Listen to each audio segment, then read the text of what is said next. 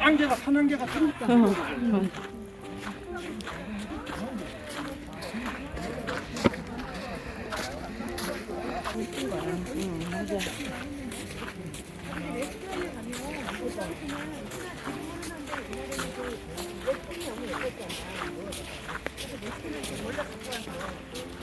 요거 능선이 경계예요.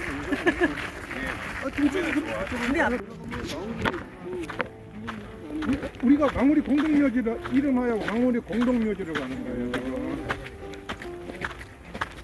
근데 공동묘지 기능은 통시한 지가 50년이 넘었어요. 그래요? 네, 이제 50년 정도 안 들어오고. 그리고 묘가 73년에 스톱을 하고 지금은 이제 정리를 하는 거야, 묘를. 그리고 그래도 이제 우리의 어떤 그 현대사에 어떤 흔적을 남긴 사람들의 묘만 이렇게 남겨가지고. 그래서 장점이 뭐냐면 시멘트하고 달리 물의 침투가 잘 된대.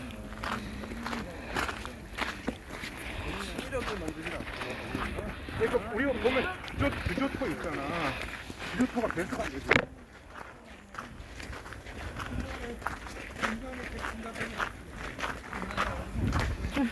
눈으로 바뀐 게 너무 신기하다. 진흙을 깔은 진흙길인데 사람들이 이제 젖은 다음에 밟아가지고 발자국이 나왔잖아. 30km 정도 여기서 걸어야 이제. 저도 잘 못했어요. 아니 그냥 히트가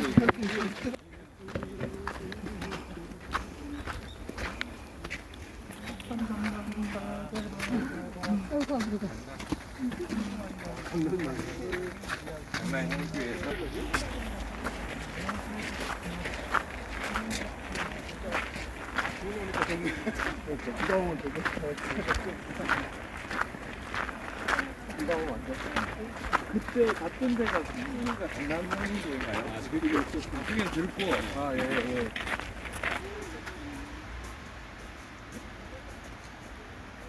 이거 갈수록 분위기를 강하는데.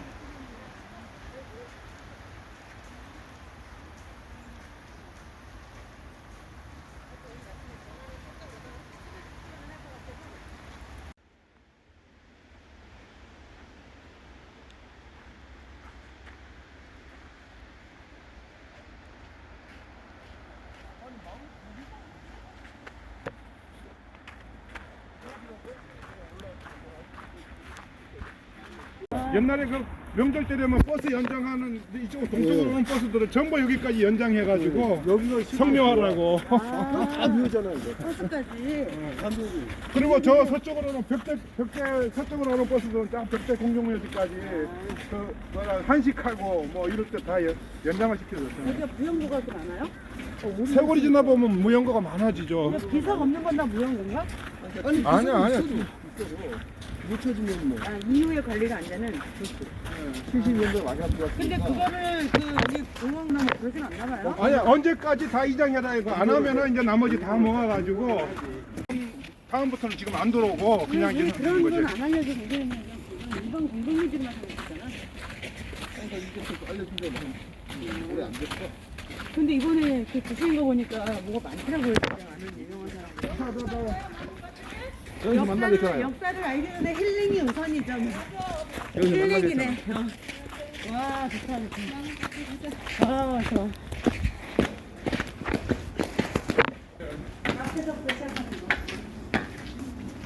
저도는 이제 한양에 도움을 하고 이제 죽은 사람을 위한 무덤을 만들어야겠죠. 그 당시에는 또 워낙 힘 있는 집안들이 많았기 때문에 그 사람들은 자기가 선단해 가고 그렇지 않은 사람들은 이제 어쩔 수 없이 그때도 공동묘지가 필요했겠죠.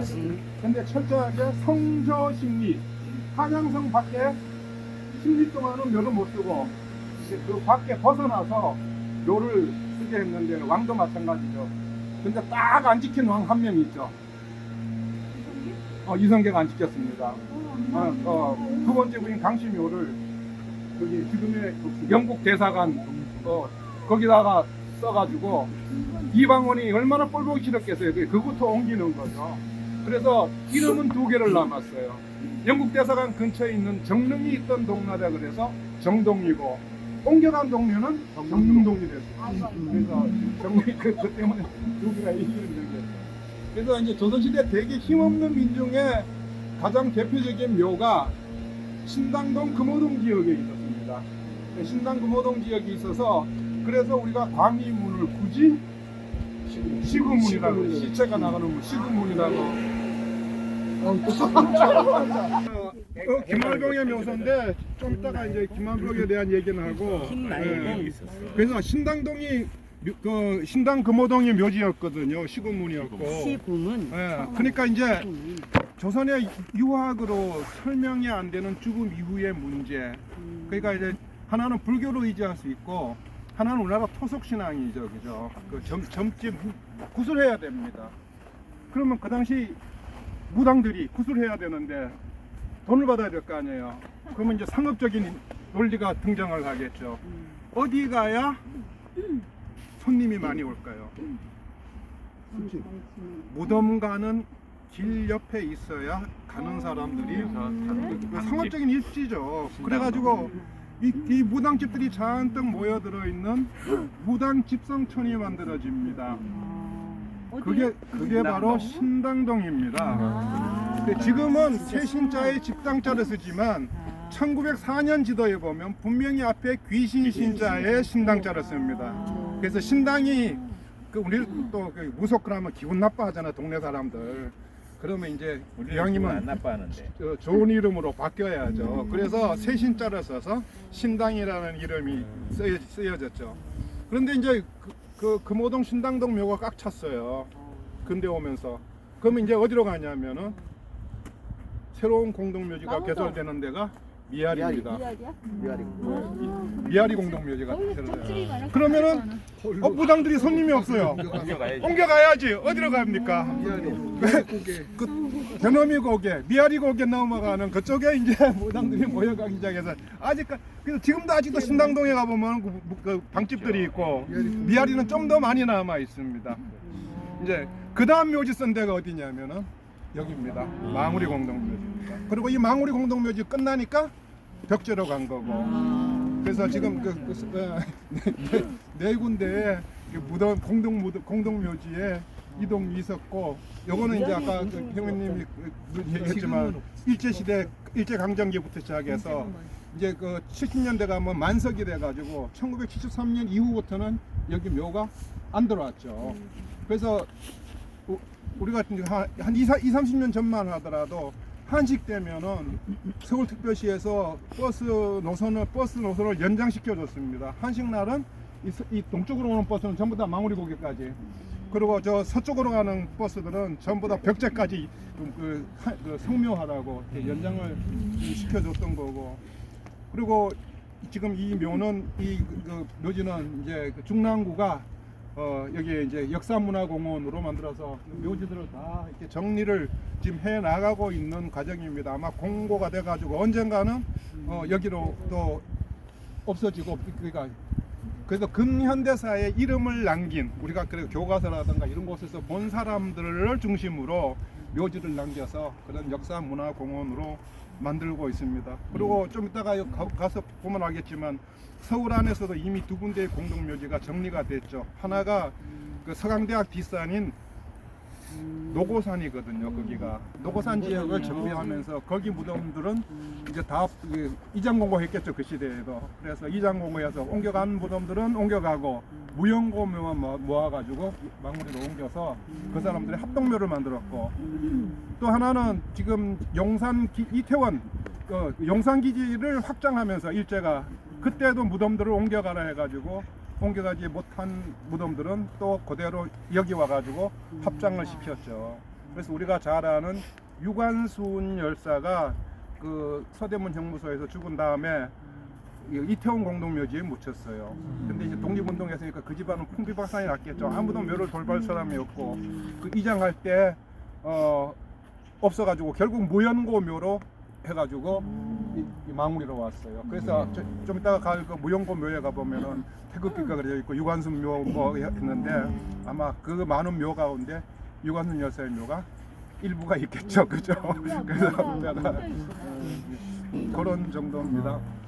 소설가, 요즘 우리 시대 몰라 제 시대에는 최인호 같은 소설가였다고 할까 뭐 그런 소설가였고 뭐 죽어서 여기 묻혔는데 이제 이 사람은 사이하고 외손자가 유명하죠.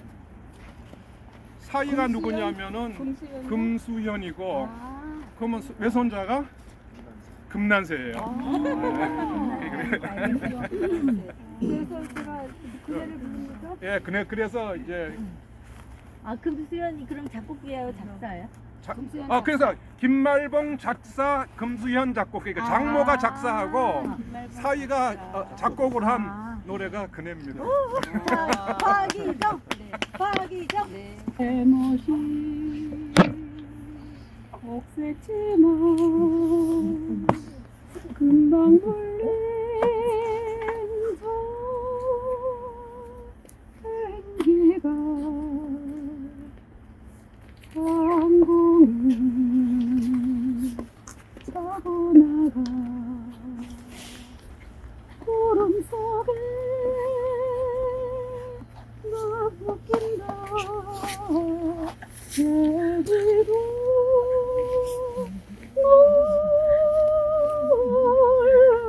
몰랐냐 나를 쉬고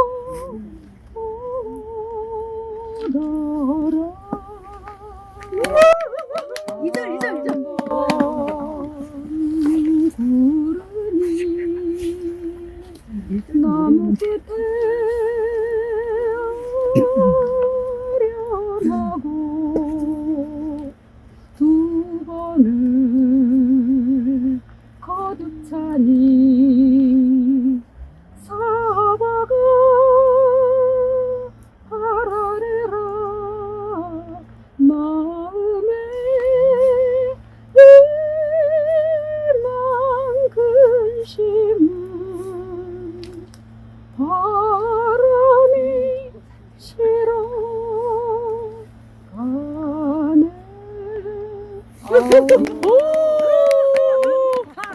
김씨인데 그냥 철저하게 한글 저희가 음악 이름이 되게 높은 음자리표 그리고 우리말 수우리말 되는 이유가 저 금수현 씨가 최연배 씨를 되게 존경했어요. 그래가지고 되게 우리말로만 하겠다. 그래서 쉼표 이런 식으로 다 이제 우리말로 많이 고친 거예요. 그래서 손주 이름도 높은 음자리표, 난세잖아. 난세. 나는데. 처음에 금난세도 호적 신고할 때 그 이 공문에 안 봐줬대요. 이름이 무슨 이름이 어딨냐. 김수면 김이지. 근데 그래서 한글 거기서 해줬나? 해줬어요. 그래서 한글 1호예요. 1호 맞아. 우리나라 한글 1호. 순한글 1호. 그리고 외솔 선생이 제 고향 사람입니다. 울산 병영 사람이에요. 저 울산 박씨입니다. 울산 박가. 그리고 여기가 지금 이제 망우 지금 옛날에는 일제시대 망울이 지금 망우동인데 이성계가 이제 한양 도읍하고 사실 이제 다 그 천도하고 정했는데 마지막 하나 딱 남아 있는 게 있죠. 죽어서 묻힐 몇 자리. 몇 자리를 무학하고 가서 본 데가 지금의 동구릉이 있는 건원릉 그쪽 자리입니다. 건원릉 자리예요. 그래가지고 썰에 의하면 무학대사하고 그걸 정하고 이제 넘어서 서울로 한양으로 항공을 할 때 요 나트막한 고개 위에서 쉬면서 무학에게 무학 이제 나는 세상에 있어서의 일들은 근심들은 다 끝냈네. 그치 그랬을 거예요. 왜냐면 가지고 잊을 망자에 근심 우자를 써가지고 여기가 이제 망우동이 됐습니다. 그래서 옛날에는 망우리라고 불렀죠, 그죠? 이거 망우동이야? 여기 망우동이 지금 그 아들한테 쿠데타를 맞고 세상 꼴도 보기 싫게 해서 함흥 갔다가 결국은 돌아오죠. 그게 돌아와가지고 뭐 그 이성계가 방울을 죽이려고 화살을 쐈다는 데가 지금 살고지 다리고 또 답답하니까 도저히 못 있는 거죠. 그래서 이제 어디 주로 가 있었냐면은 그 양주에 있는 회암사에 주로 많이 가 있었어요. 회암사에 가 있다 보니까 조선의 그 성리학에서 효가 첫 번째 중요한 거니까 이방원은 자기가 궁에 있을 수가 없죠. 틈나는 대로 아버지한테 가서 용서를 구하고 효를 그러니까 국정마비가 오는 거죠. 그러면 왕이 못 오니까 누가 가야 돼요? 그러니까 국가 최고 기관인 의정부가 옮겨갑니다. 서로 중간쯤에 그러면 경복궁하고 폐암사하고 중간쯤이 어디예요? 의정부예요. 그래서 의정부야. 그래서 그리로 옮겨갔다고 그러니까 국회가 간 거잖아요. 그럼. 아니 그러니까 정부 최고 기관이 옮겨간 거죠. 행정부가. 그리고 행정부. 이제 그 중에 그 회암사에서 그래서 의정부. 회암사에서 무학하고 둘이 앉아가지고 참 얼마나 그때만 TV도 없고 심심했겠어요. 그러니까 이제 이성계가 무학을 골려주려고 참 무학 대사 그때는 아무리 봐도 원숭이 같이 생겼어. 그러니까 놀리는 거죠. 그러니까 이제 무학이 전하는 아무리 봐도 부처님 같이 생겼습니다. 그러니까 아니 무학 내가 이렇게 놀려도 어떻게 무학은 봐도 안 내셔. 그러니까 이제 무학의 얘기가 그거죠. 그러니까 원숭이 눈에는 원숭이만 보이고 부처님 눈에는 부처님만 보이는 법입니다. 쉽습니다. 그렇죠. 그러니까 이성계가 한 방에 날아갔죠.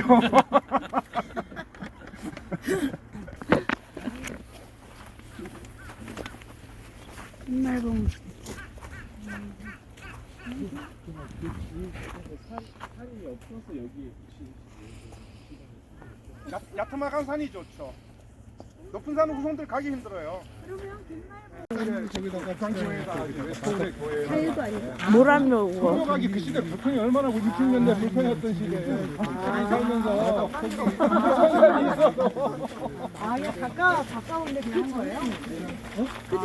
근데 그런 사람들이 내면 하나하나 가지면 그 삶은 시골 가면 그래. 시골 가면 그렇겠지.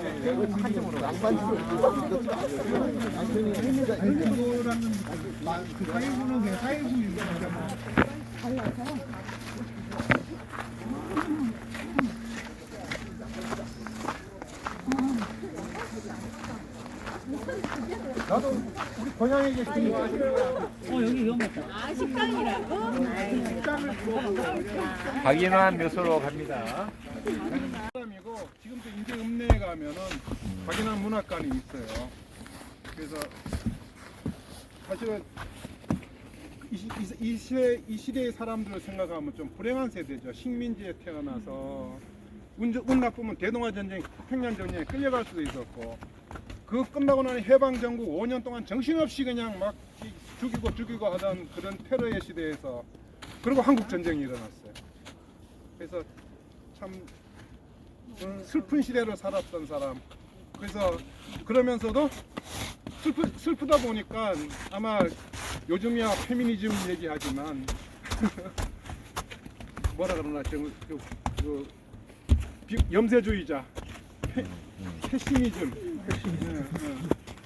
패시미즘을 노래할 수밖에 없었던 그런 시대의 사람이고 그리고 뭐 결국은 뭐 위스키에 대한 시도 있더라고요. 이분이 자기는 그 위스키를 좋아한다고.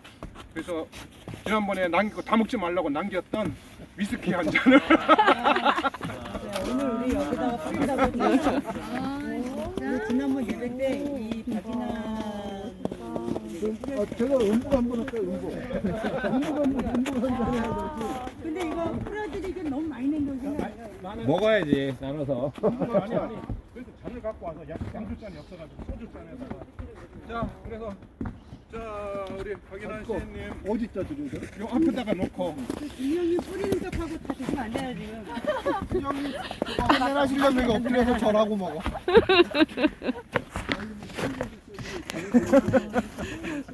안도 없나?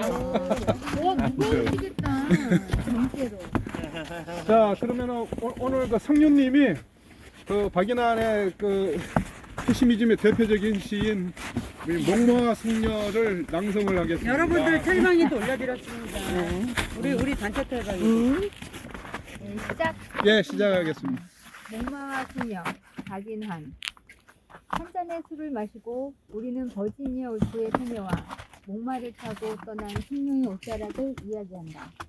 목마는 주인을 버리고 그저 방울 소리만 울리며 가을 속으로 떠났다. 술병에서 별이 떨어진다. 상심한 별은 내 가슴에 가볍게 부서진다. 그러한 잠시 내가 알던 소녀는 정원의 초목 옆에서 자라고 문학이 죽고 인생이 죽고 사랑의 진리마저 애증의 그림자를 버릴 때 목마를 탄 사랑의 사람은 보이지 않는다. 세월은 가고 오는 것. 한때는 고립을 피하여 시들어가고 이제 우리는 작별하여야 한다. 술병이 바람에 쓰러지는 소리를 들으며 늙은 여류 작가의 눈을 바라다 보아야 한다. 등대에 불이 보이지 않아도 그저 간직한 패시미즘의 미래를 위하여 우리는 처량한 목마 소리를 기억하여야 한다. 모든 것이 떠나든 죽든 그저 가슴에 남은 희미한 의식을 붙잡고 우리는 버지니아 울프의 서러운 이야기를 들어야 한다. 두 개의 바위 틈을 지나 청춘을 찾은 뱀과 같이 눈을 뜨고 한 잔의 술을 마셔야 한다. 인생은 외롭지도 않고 그저 잡지의 표지처럼 통속하거늘 한탄할 그 무엇이 무서워서 우리는 떠나는 것일까? 목마는 하늘에 있고 방울 소리는 뒷전에 철렁거리는데 가을 바람 소리는 내 쓰러진 술병 속에서 목매어 우는데. 지워진 거예요? 네, 아니요, 밑에 건 됐어요. 예, 예. 수고하셨습니다. 이 박인환이 살고 임종까지 한 집이 어디냐면은 지금 교보문고가 들어섰습니다. 그 교보문고 터의 그 뒤쪽의 일부가 박인환이 살다가 죽었던 그 아니요. 집터라고. 살다 죽었던 데가 아니고요. 이정숙이라는 귀한 집 외동딸과 아니야, 문학소녀 외동딸과 결혼했는데 처가살이를 한 거야. 그러니까 그건 그 집터가 어쨌든 얘기하고. 거기는 미대사관이 있던 자리 그 건너편이에요. 그래서 아니 왜냐면 표지석이 거기에도 박인환의 집터 표지석이 교보 뒤쪽 그 뒤터가 쪽 보면은 또 있거든요. 그래서 그리고 왔다니까. 사실은 좀 물론 그 시대가 암울했지만 좀 나는 그 박인환도 박인환이지만 그 부인은 어떤 심정으로 떠났을까? 결국은 술 때문에 죽었거든요. 그 이상의 19주기 그 기일을 앞두고 아마 어떤 모임이 있었나 봐요. 거기서 그냥 3일 동안 폭음을 하고 결국은 집에 돌아가지고 집에서 연일 폭음을 했어요. 그래가지고 30살에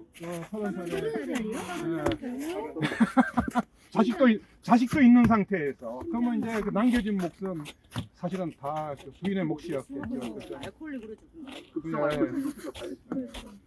진철이가 들어야 되는데. 진철이가 들어야 돼. 그리고 이제 사실 우리 시대에 우리가 10대, 20대 초반 때 그 박인희라고 하는 DJ 겸 싱어송라이터가 있었어요. 이제 그 소리를 들으면 사실 우리도 그 나이 때 왠지 우울하고 왠지 슬프고 암울한 시절을 보낸 시절이 사실은 있었거든요. 그래서 이제 그때 이제 시 중에 하나가 박인환의 시 세월이 가면이었죠.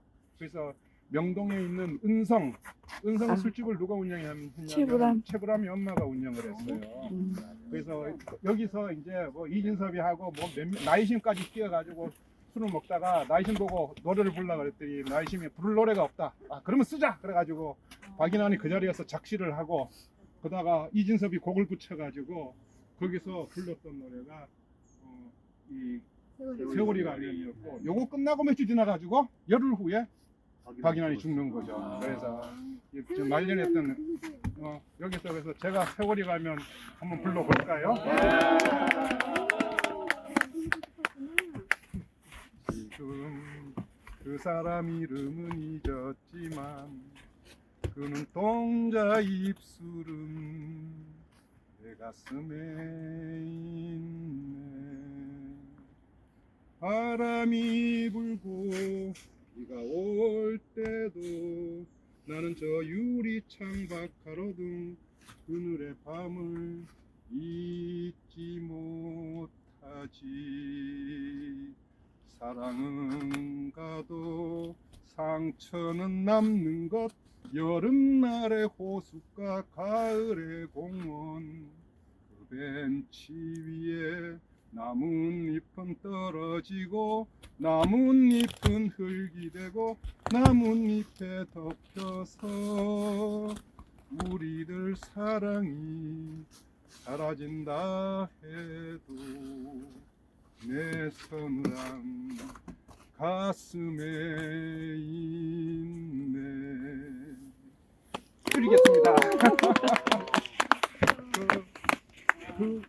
그 시대의 어떤 정서를 담았던 노래가 56년. 내가 태어나기 전에 죽었어요. 내가 태어나는 해긴 하지만 논쟁 중에 하나가 이제 박인환이 가난했다. 무슨 얘기냐? 가난한 사람이 그 시대에 의대를 가냐. 위스키를 먹을 수 있는 그래가지고 그래서 부인 이성숙이 이제 처가살이 할 때 이성숙 집안이 훨씬 더 부자였겠죠. 그래서 옛날에 강남 쪽에 살던 그 학교에 초등학교에서 아이들한테 이제 가난에 대한 그 이야기를 써오라 그랬대요. 그랬더니 이제 그 정도 현대 아파트 사는 단독주택 사는 애가 뭐 우리 집은 너무너무 가난합니다. 우리 부모님도 가난하고 운전기사도 가난하고 병원도 가난하고 정원사도 가난하고 요기사도 가난합니다. 그때 인제에서 경기 중으로 이렇게 유학 보내고 하는 거고 평양의전으로 또 보내고 하는 거. 그러니까 이제 부인의 입장에서 봤을 때 가난한 거지. 근데 그 당시 전체적인 민중으로 봤을 때 그 당시 의전을 보낼 수 있다는 거는 이거는 보통 지금도 마찬가지잖아요. 의대 보내려면. 근데 이제 제가 진짜 딱 힘들 때만 골라 살았네. 해방 일제 말기에다가 전쟁에다가 박인환에 대해서 내가 당신한테 보낸 거 그거 이제 텔레그램에 공유 좀 해주세요. 당신이 제가 좀 좀 말씀드릴까요? 네. 한 5분 정도, 5분 안 되게. 그 안양대 국문학과 교수로 지금 교직 중이신 그 맹문재 교수가 박인환 시인에 대한 전집을 5권으로 펴냈어요. 5권으로 묶을 정도로 그렇게 많은 양의 작품을 남기신 분이 박인환 시인이십니다.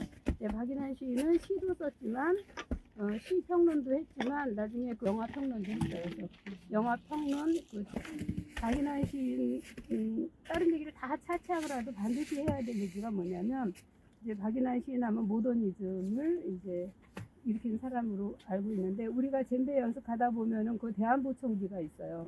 동호 3가 길목에서 들어갈 때 대한보청기 그 건물이 박인환이 서점을 차린 그 장소예요. 마리서사라는 서점을 차렸는데 아버지한테 3만 원, 이모한테 2만 원을 졸라서 5만 원으로 그 마리서사를 차렸어요. 책을 너무 좋아했고, 네? 계산해 보세요. 책을 너무 좋아했고 누구한테 책을 빌리면 절대로 다시 주지 않았어요. 그 정도로.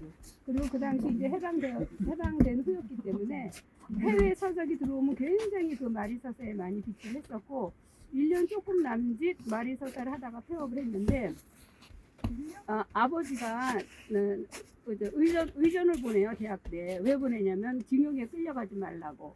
그래 갔는데 해방이 되자 박인환은 얼씨구 좋다. 그리고 그 학교를 그만둡니다. 그리고 서울로 상경해서 마리서사를 차리는 거예요. 마리서사 1년 남짓 하다가 이제는 이 사람이 첫 번째 시집을 냈고 두 번째 시집은 이제 여러 시인들과 같이 합동 시집을 냈는데 그 안에는 김수영이 들어있어요.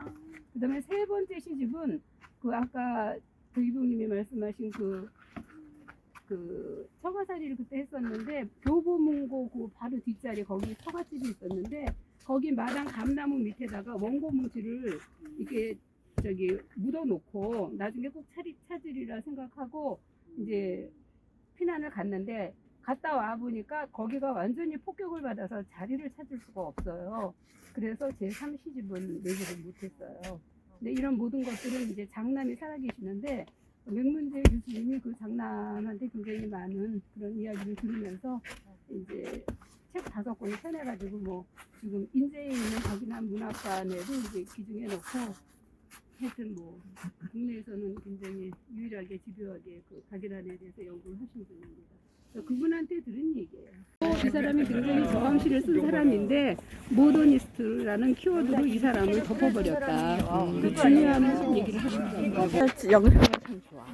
또 안개가 오고 여기 나왔네. 또 인생은 외롭지도 않고 그저 잡시의 포지션 분석하감을 탄탄할 그 무엇이 무엇으로서 우리는 떠나는 것일까? 여보 지금 안개가 산안개가 뜨니까.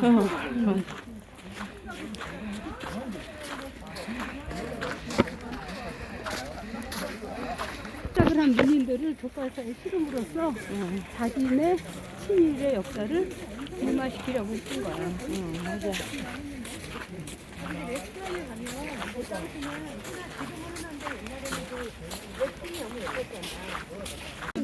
버스를 못 타면 이제 알아서 집에 가는 거 아니야.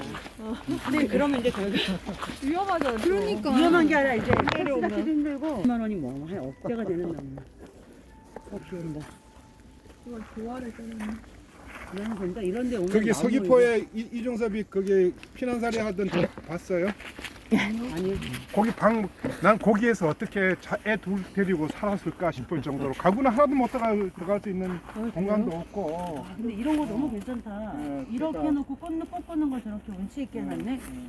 화가잖아. 그럼 많이 저것도 먹네. 아마 이준석 그림을 아마 적었던 거예요. 알다시피 이중섭은 저 평안도 사람이죠. 근데 아버지가 일찍 돌아가셔가지고 근데 외가가 되게 부자래야 돼요. 외가가 부자래가지고 사실 아버지 돌아가시면 그 당시 남자 사회에서 아버지가 돌아서 경제력이 없어야 되는데 외할아버지가 평양에서 엄청난 큰 사업을 해가지고 돈이 있는 집안이었죠.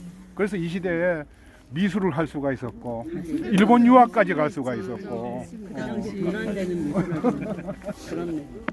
그래가지고 또 재능이 있었나 보지. 또 자기의 가르치는 스승의 딸하고 또 결혼을 해가지고 일본 여자 결혼해가지고 그래가지고 처음에 이제 뭐 원산 그 학교 선생을 했다는데 한 달 만에 때려쳤대요. 그러니까 어떤 규칙된 일인 레귤러의 그 삶이 안 맞는 거지. 또 있는 집안에서 뭐 선생해 그랬겠지.